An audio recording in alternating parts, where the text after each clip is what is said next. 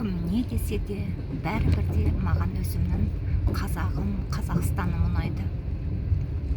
Осындай кең дала, қазақтың көңіліндей дархан кең даламыз. Қарасаңыздар қандай әдемі.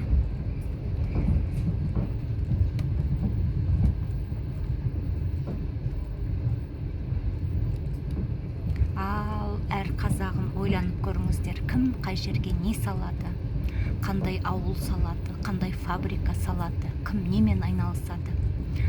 Мысалы, достар қосылып, құрдастар ауылын құрса, немесе кластастар ауылы, немесе бажалар ауылы, қандай да бір әулеттің ауылы деген сияқты осындай кең далада көптеген ауылдар болатын болса, қандай керемет.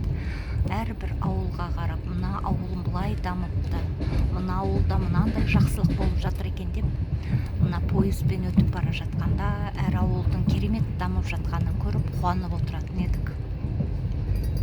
Сондықтан да әр жастар, әр қазағым ойланып осындай жерлерді игеріп, қандай да бір ауыл аймақтар орын алса екен деген тілек айтқым келеді. Болашаққа сенемін, жастарымызға сенемін.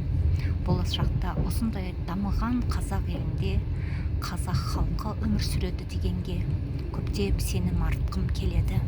Сау саламатта болыңыздар.